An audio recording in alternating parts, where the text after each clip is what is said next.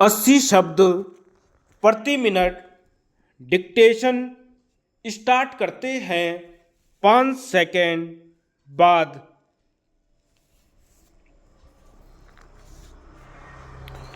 महोदय, न्यायपालिका द्वारा कार्यपालिका के क्षेत्र के अतिक्रमण की आलोचना भी अक्सर हुई है। आलोचकों का कहना है कि न्यायिक सक्रियता के नाम पर न्यायपालिका कार्यपालिका की शक्तियों को हड़प रही है।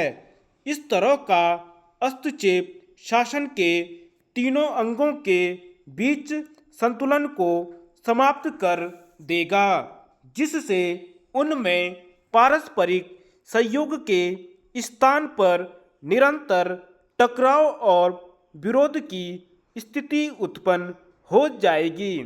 खास तौर पर आलोचकों को सबसे ज़्यादा आपत्ति न्यायपालिका द्वारा विधानमंडल के कार्यों में हस्तक्षेप से है। इनके अनुसार विधानमंडल, जो जनसाधारण का प्रतिनिधित्व करता है, की अपेक्षा न्यायालय के कुछ एक सदस्य जनहित को ज़्यादा अच्छी तरह से नहीं समझ सकते हैं।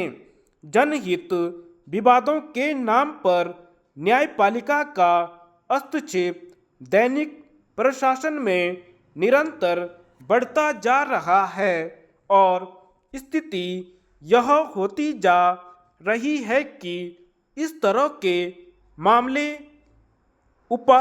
आशास्पद बनकर रह गए हैं। हाल के दिनों में ऐसे कई उदाहरण देखने को मिले जिनमें न्यायालय की प्रतिष्ठा को धक्का लगा, चाहे वह न्यायालय द्वारा पार्किंग स्थल के बारे में सरकार को निर्देश जारी करना हो या फिर किसी मरीज की निःशुल्क चिकित्सा की व्यवस्था करनी हो। ये मामले ऐसे नहीं हो सकते जिनमें न्यायालय रोज रोज हस्तक्षेप करे। हाल के दिनों में जिस प्रकार न्यायालय विधानमंडलों की कार्यप्रणाली में हस्तक्षेप कर रहा है, वह भी न्यायिक सक्रियता के ऋणात्मक पक्ष को ही दर्शाता है। यहाँ तक कि झारखंड विधानसभा में सुप्रीम कोर्ट द्वारा सरकार को बहुमत साबित करने की डेडलाइन जारी करने पर तो लोकसभा अध्यक्ष सोमनाथ चटर्जी ने भी खुलकर आलोचना की और इसे विधायिका के कार्य में अनावश्यक हस्तक्षेप बताया।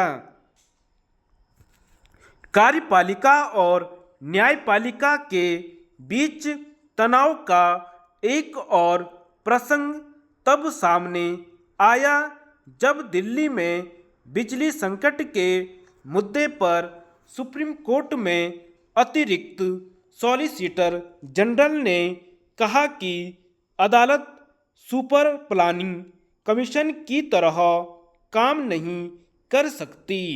इसके पहले वन विभाग की विशेषज्ञ समिति के सदस्य नियुक्त करने के अधिकार को लेकर भी लोकतंत्र के इन दोनों स्तंभों के बीच टकराव दिखाई दिया था।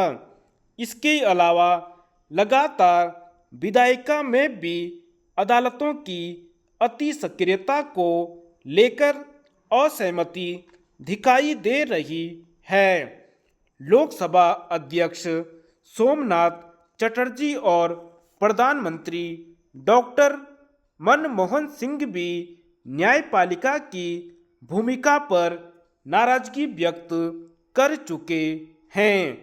यह दिख रहा है कि पिछले लंबे वक्त से अदालतें उन क्षेत्रों में दखल दे रही है जो आमतौर पर कार्यपालिका के अधिकार क्षेत्र माने जाते हैं। संविधान की 9वीं अनुसूची और पिछड़ों के आरक्षण के मुद्दे पर अदालत के रवैये से विधायिका नाखुश है। लगता यही है कि लोकतंत्र के इन स्तंभों के बीच यह टकराव पूरी तरह खत्म नहीं होगा। ऐसे में सवाल यही उठता है कि आखिरकार इस समस्या का अंत क्या है। धन्यवाद।